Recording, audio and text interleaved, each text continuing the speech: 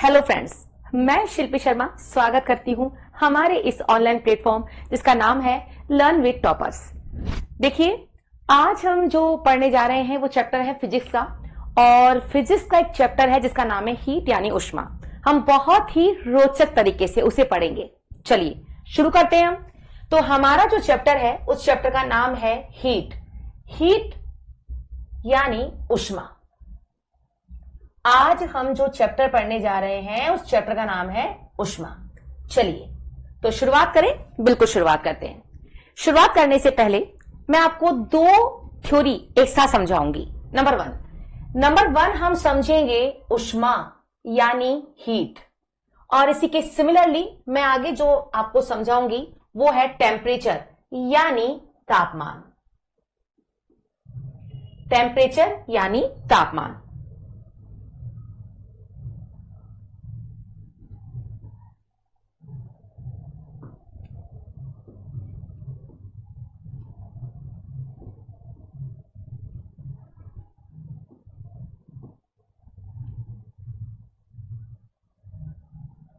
तापमान और एक है हीट यानी ऊष्मा। चलिए सबसे पहले तो हम इनका अंतर समझते हैं और फिर हम पढ़ते हैं कॉन्सेप्ट की तरफ। नंबर वन, देखिए सबसे पहले हीट क्या है, ऊष्मा क्या है।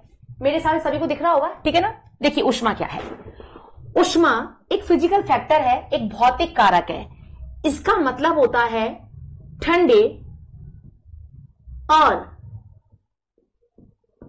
ठंडे और गर्म का एहसास। ऊष्मा एक भौतिक कारक है जिसका अर्थ होता है ठंडे और गर्म का एहसास। ठंडे और गर्म का एहसास। जबकि तापमान भी एक फिजिकल फैक्टर है और इसका मतलब होता है ठंडे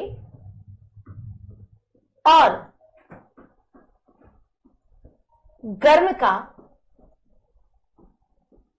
माप का मतलब मेजरमेंट। चलिए पहले हम इसको समझते हैं। ये कहना क्या चाह रहा है? ये कहना ये चाह रहा है कि ऊष्मा जो है, हां जी, ऊष्मा जो है वो ठंडे और गर्म का एहसास है। देखिए आज तक हम ये पढ़ते आ रहे हैं कि ऊष्मा हीट यानी गर्म होगा, लेकिन नहीं, यहां पर हम पढ़ने जा रहे हैं ऊष्मा हीट। और हीट का शाब्दिक अर्थ है, जो डेफिनेशन है वो ये है, हीट एक फिजिकल फैक्टर है जिसका मतलब होता है ठंडे और गर्म का एहसास। और यहां पर ठंडे और गर्म का माप। मैडम समझ में नहीं आया, समझते हैं। देखिए अभी मैं यहां पर खड़ी हूं और आज का वेदर बाहर बहुत अच्छा हो रहा है, तो पता है मैंने किसी अपने मित्र से कहा कि देखो आज है ना गर्मी बहुत है, या फिर बाहर मौसम बहुत अच्छा है तो आज है ना ठंडा सा एहसास हो रहा है, आज ठंडक है। तो मैंने ये एहसास करके बताया कि गर्मी ज्यादा है या ठंडक ज्यादा है। लेकिन वही मैं अपने शब्दों का चयन कुछ इस प्रकार करूं कि देखिए पता है आज जो टेम्परेचर है ना वो 24 डिग्री सेल्सियस है, या मैं शब्दों का चयन कुछ इस प्रकार करूं कि देखिए आज जो मौसम है या जो टेम्परेचर है, जो तापमान है वो है 48 डिग्री सेल्सियस। अगर मैंने किसी टेम्परेचर को, अगर मैंने ये बताया कि वो 48 डिग्री सेल्सियस है या 24 डिग्री सेल्सियस है, इसका मतलब ये होता है कि मैं बताने जा रही हूं तापमान, क्योंकि मैंने मेजरमेंट बताया, मैंने माप लगाया। लेकिन वही मैं यूं कहूं कि आज गर्मी ज्यादा है, आज ठंडक ज्यादा है, तो उसे हम क्या कहेंगे? उसे हम कहेंगे ऊष्मा। चलिए डेफिनेशन आपको समझनी है। अब आती है बारी सेकंड, और सेकंड बारी ये है कि इनकी यूनिट्स बताइए। ऊष्मा की यूनिट अलग है और टेम्परेचर की यूनिट्स अलग अलग है। कैसे? तो देखिए सबसे पहले हम क्लियर करते हैं तापमान की इकाइयां। तापमान की इकाई 3 है। नंबर वन, सबसे पहले है सेल्सियस। सेल्सियस ये यूनिट्स है किसकी? ये यूनिट्स है तापमान की। तो सबसे पहली जो इकाई है वो है सेल्सियस। याद रखना, जब भी हम कोई इकाई लिखते हैं या हम किसी के आगे कुछ इकाई को लिख रहे हैं, डिनोट कर रहे हैं, तो सेल्सियस में डिग्री जरूर आएगा। तो मैं इसको ये लिख सकती हूं डिग्री सेल्सियस। Degree Celsius. तापमान की पहली इकाई क्या है? Degree Celsius. अगली इकाई डिग्री फ़ारेनहाइट, जिसको मैं एफ से डिनोट करती हूं। सेल्सियस को मैंने सी से डिनोट किया, डिग्री सेल्सियस, डिग्री फ़ारेनहाइट। और तीसरी है केल्विन, जिसको मैंने के से लिखा, केल्विन। ठीक है, देखिए दोबारा समझ लो, तापमान की 3 इकाइयां हैं। कौन कौन सी? सेल्सियस, फ़ारेनहाइट और केल्विन। आपने एक शब्द नोट किया होगा या फिर एक लिखावट नोट की होगी कि मैंने सेल्सियस के आगे डिग्री लगाया। देखिए, मैंने फ़ारेनहाइट के आगे भी डिग्री लगाया, लेकिन मैंने केल्विन के आगे डिग्री नहीं लगाया।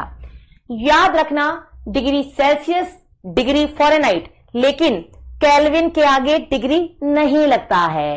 केल्विन के आगे डिग्री नहीं लगता है। केल्विन की हम जो भी वैल्यू लिखते हैं उसमें हम कहीं भी डिग्री का यूज नहीं करेंगे। समझ में आपको आ गया होगा? डिग्री सेल्सियस, डिग्री फ़ारेनहाइट और केल्विन। ठीक है, चलिए 3 ही इकाई है तापमान की, सेल्सियस, केल्विन और फ़ारेनहाइट। चले आगे। ऊष्मा की यूनिट क्या है? इकाई कितनी है? तो देखिए, ऊष्मा की जो यूनिट्स हैं ये कौन कौन सी हैं, हम लिखते हैं। नंबर 1 आपने सुना होगा, कैलोरी। ऊष्मा की एक इकाई है कैलोरी, या फिर हम लिख सकते हैं किलो कैलोरी।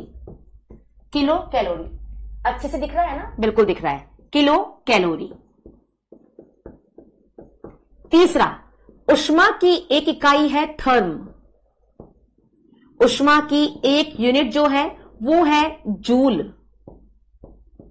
ऊष्मा की और यूनिट बता देती हूं मैं आपको, BHU, ब्रिटिश थर्मल यूनिट। ऊष्मा की एक इकाई है किलोवाट आर। किलोवाट आर यानी घंटा, किलोवाट आर। ये सारी की सारी जो इकाई आप देख पा रहे हैं, ये सारी इकाई जो है वो है किसकी? ऊष्मा की यानी हीट की। देखिए, तापमान की इकाई 3 मैंने बताई, सेल्सियस, केल्विन, फ़ारेनहाइट। हर एक शब्द गौर करके सुनना। सेल्सियस तापमान की इकाई है, केल्विन, केल्विन भी तापमान की इकाई है, और फ़ारेनहाइट।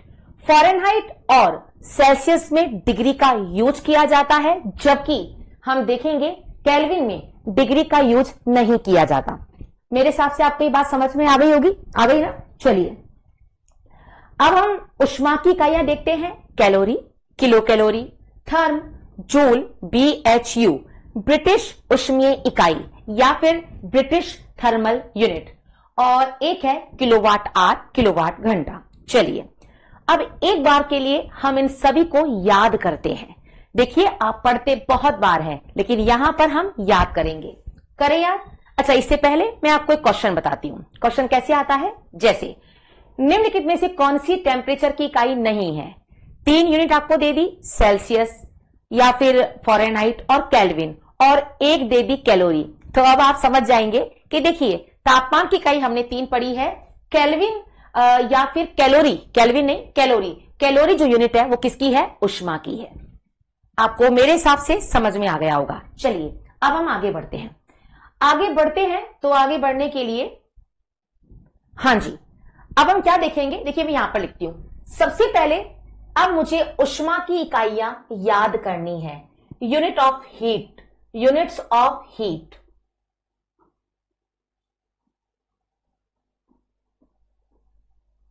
ठीक है, चलिए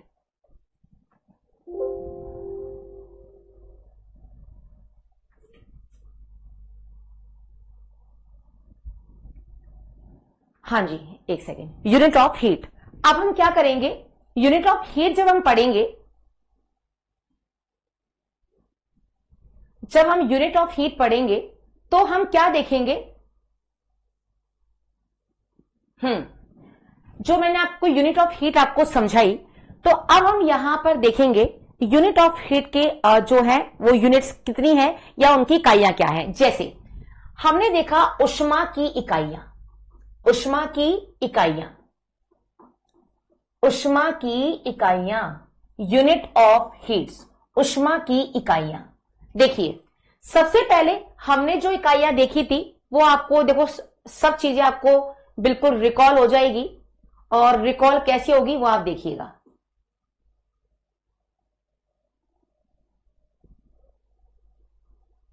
हाँ जी, तो हम जो लेने जा रहे हैं नंबर 1,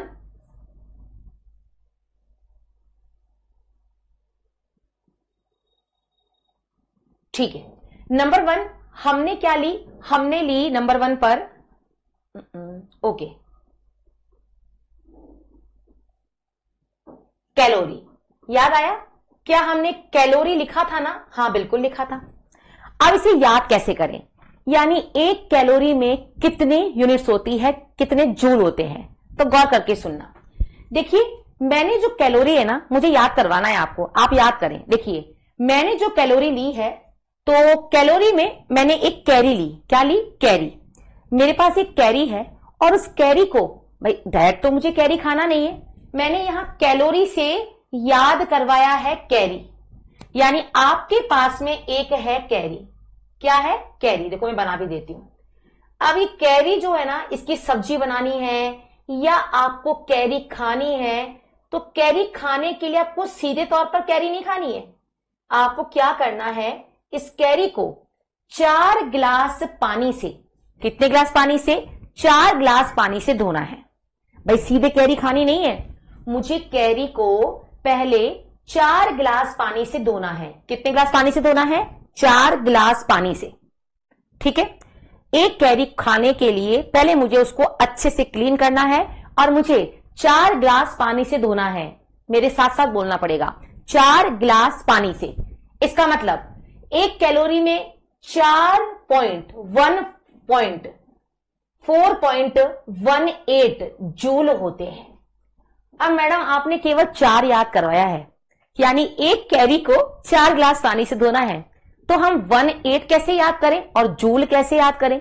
तो देखो एक कैरी को 4 गिलास पानी से धोना है, तो 4 तो हो गया, यानी 4 इकाई तो पूरी हो गई। अब 0.18 ये आपको याद रखना है। अब जूल कैसे याद करें? तो देखो मैंने एक कैरी को 4 गिलास जल से धोया है ना, एक कैरी को मैंने 4 गिलास जल से धोया है ना, तो 4 गिलास जल, तो जल का मतलब जूल हो गया। कितना सिंपल है। देखो एक कैरी को मैंने 4 गिलास जल से धोया है, तो 4.18 आप कभी नहीं भूलोगे। एक कैलोरी में 4.18 क्या होते हैं? जूल होते हैं। चले आगे। बिल्कुल दूसरी हीट की इकाई थी, वो थी kilo calorie. Kilo calorie, kilo calorie. अब अगर आपको 4.18 याद है ना, ये आसानी से याद हो जाएगी। कैसे याद हो जाएगी? कैलोरी, एक कैलोरी में 4.18 तो होते ही है, इनटू किलो है ना, तो 10 की पावर 3 और जूल लगा दे। कितना आसान है। एक कैरी को 4 गिलास जल से धोना है, 4 गिलास जल से। याद नहीं होना, घर जाके धो के देख लेना। 4 गिलास जल से, तो एक कैरी को 4 गिलास जल से धोना है, 4.18 और 4.18 हो गया। और अगर किलो आ जाए तो 10 की पावर 3 लगा देंगे। अच्छा, तीसरी इकाई, तीसरी यूनिट पता है, ये यूनिट जो है ये है जूल। अब एक जूल में कितने कैलोरी होते हैं? तो उल्टा करने की आवश्यकता नहीं है, उल्टा नहीं करना है इसको। आंसर है इसका आंसर है 0.24 कैलोरी। एक जूल में कितने कैलोरी होते हैं?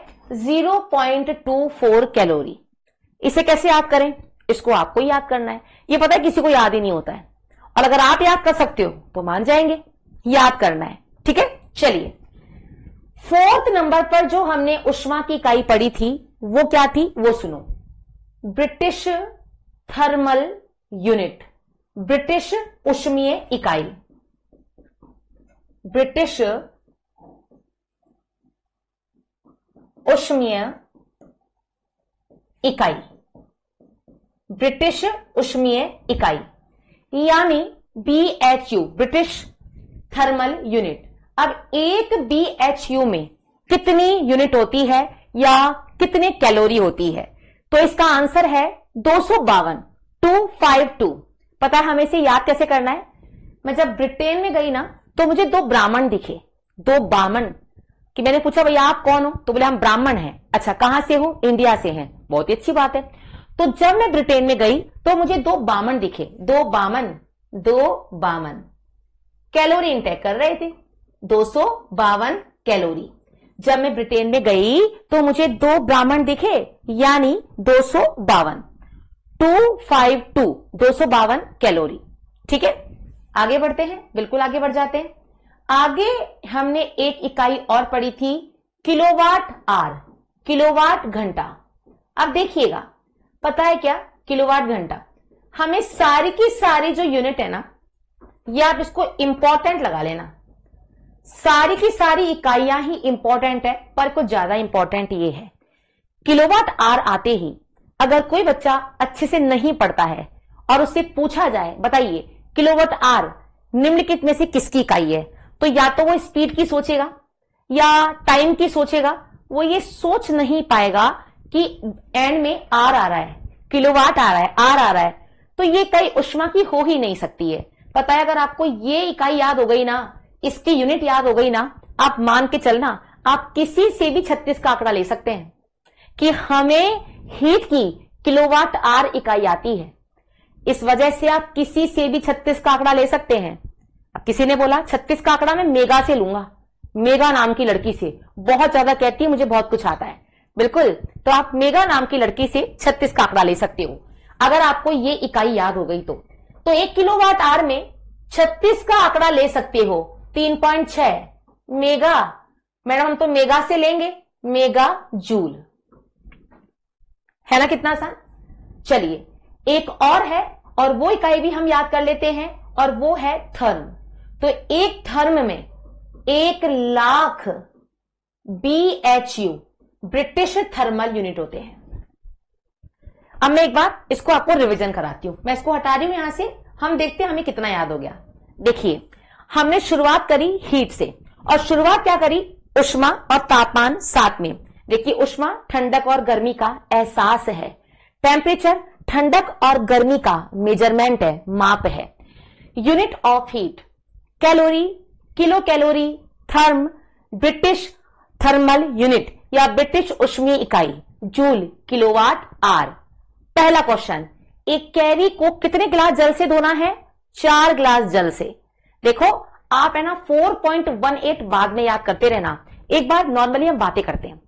एक कैरी को कितने गिलास जल से धोना है, इसका मतलब एक कैलोरी में 4.18 जूल है। अगर मैं किलो लगा दूं तो 10 की पावर 3 लिखना है, बाकी सेम टू सेम है। एक किसी को भी याद नहीं होता है, मुझे भी याद नहीं है, लेकिन आपको याद है तो मुझे बताइए एक जूल में कितने कैलोरी होते हैं। हाँ क्या बोला आपने, 0.24, बिल्कुल सही है, 0.24 कैलोरी। ठीक है, मुझे ब्रिटेन में कितने ब्राह्मण दिखे, आप कह रहे हैं 2 ब्राह्मण, बिल्कुल सही है, 252।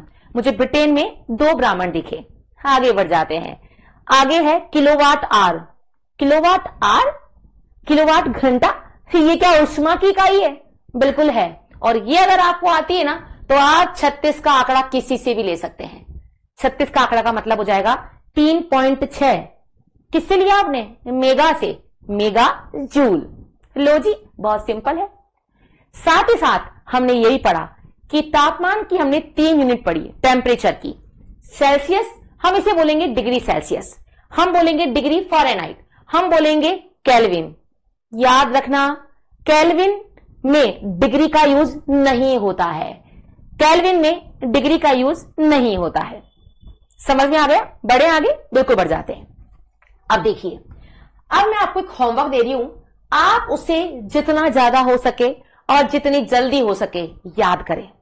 क्या चीज है, सुनिए, एक फॉर्मूला है। हम अब टेम्परेचर पर आ जाते हैं, और टेम्परेचर का एक फॉर्मूला है जिसे आपको याद करना है। क्या है, C/5 is equal to F-32/9 is equal to K-273/5। आप इस फॉर्मूले को कल सभी लोग याद करके रखना, और बहुत अच्छे से याद करना है, अटकना नहीं है। C/5 is equal to F-32/9 is equal to K-273/5। ठीक है, हमें इसको बहुत अच्छे से और सटीक याद करना है। मेरे हिसाब से आप कल सभी लोग इसे याद कर लेंगे। अभी हम बढ़ जाते हैं थोड़ा सा आगे। देखिए बात ऐसी है, मैंने आपको टेम्परेचर के 3 पैमाने बताए, सेल्सियस या डिग्री सेल्सियस, डिग्री फ़ारेनहाइट और केल्विन। तीन ही बताए थे ना टेम्परेचर के। अच्छा, इसमें दो बातें याद रखनी है, इन दोनों तीनों का ही एक तो होगा फ्रीजिंग पॉइंट और एक होगा बॉइलिंग पॉइंट। एक तो क्या होगा, एक तो होगा फ्रीजिंग पॉइंट और एक क्या होगा, एक होगा बॉइलिंग पॉइंट। फ्रीजिंग का मतलब होता है जमाव बिंदु, अरे जिस पर पानी जम जाए, बर्फ बन जाए, और एक है बॉइलिंग पॉइंट जिस पर पानी उबल जाए, बॉइल हो जाए। समझ में आ गया? सेल्सियस, फ़ारेनहाइट, केल्विन, इसमें तीन पॉइंट होंगे, फ्रीजिंग पॉइंट और बॉइलिंग पॉइंट। चलिए, सेल्सियस का फ्रीजिंग पॉइंट है 0 डिग्री सेल्सियस और सेल्सियस का बॉइलिंग पॉइंट है 100 डिग्री सेल्सियस। देखो 0 डिग्री पर जम जाएगा बर्फ, बर्फ बन जाएगी, जमाव हो जाएगा पानी का, ठीक है, और पानी उबलने लग जाएगा 100 डिग्री सेल्सियस पर। अच्छा, एक बात आप याद रखना, जैसे मान लो कि मुझे नहाना है, अब मैंने मम्मी से कहा कि मम्मी पानी को गर्म कर दो। मम्मी ने पानी गर्म किया और पानी गर्म होने के बाद में एक सिचुएशन ये आई कि पानी उबलने लग गया, बॉइल होने लग गया। मैंने मम्मी से कहा कि इसे थोड़ा और गर्म करो, मुझे और तेज गर्म पानी चाहिए। तो याद रखना 100 डिग्री के बाद में अगर आप सेल्सियस में टेम्परेचर मेजरमेंट करेंगे तो वो 102 नहीं हो पाएगा, क्योंकि 100 डिग्री लास्ट है बॉइलिंग पॉइंट। इसके बाद में पानी वेपर यानी वाष्प बन के ऊपर उड़ने लग जाएगा, फिर आप बोल तो रहे हो, फिर वो अनावश्यक रूप से आपकी गैस खत्म हो रही है, समय की बर्बादी है। 100 डिग्री सेल्सियस बॉइलिंग पॉइंट है, इसके बाद बॉइल नहीं होगा, ठीक है। फिलहाल के लिए 0 डिग्री सेल्सियस और 100 डिग्री सेल्सियस, सेल्सियस में हो गया, फ़ारेनहाइट में चलते हैं। 32 डिग्री फ़ारेनहाइट और यहां पर आ जाएगा 212 डिग्री फ़ारेनहाइट। 32 212। देखिए, पता है आपको याद कैसे करना है? 32 इस 32 को 32 गौर से देख लो, 212 में भी आपको 32 नजर आएंगे। कैसे? 2 और 1 3 और 2। आपको चाहे जैसे याद रखना है। देखो 0 100 32 212। चले आगे। केल्विन में क्या आपने पहेली सुनी है बचपन में? तीतर के दो आगे तीतर, तीतर के दो पीछे तीतर, बताओ कितने तीतर? इसका आंसर अगर आपको आता है तो कमेंट बॉक्स में बताना। बचपन में मेरे पापा कुछ इसी प्रकार के किस्से मुझसे पूछा करते थे, वही किस्सा आज मुझे याद आ गया। अब सुनिए मैडम, इससे तीतर से उष्मा का क्या संबंध है? बिल्कुल है संबंध, देखिएगा। 2 तीतर 3 तीतर, 2 तीतर 3 तीतर, 2-3 बार बोलो, 2 तीतर 3 तीतर, 2 तीतर 2 73, 2 तीतर 3 तीतर। लो जी साहब, याद हो गया है। ये इसका फ्रीजिंग पॉइंट है, ये इसका बॉइलिंग पॉइंट है। कैसा लगा? पता है, हमें केवल यहां पर याद करना है। पढ़ा आपने बहुत बार होगा, मैं केवल आपको याद करवा रही हूं, आप दोबारा समझ लो। जितना पढ़ा बहुत ही सिंपल सी बात। अगर आपको आता है प्लीज आप आंसर दें कमेंट बॉक्स में। 1 कैलोरी में कितनी यूनिट होती है? कैलोरी, कैरी याद करी? कैरी को मैंने 4 ग्लास जल से धोया। कैरी को मैंने 4 ग्लास जल से धोया। 4.18 जूल। किलो आ जाएगा तो 10 की पावर 3 लगा देंगे। अगर 1 जूल आया तो 0.24 कैलोरी।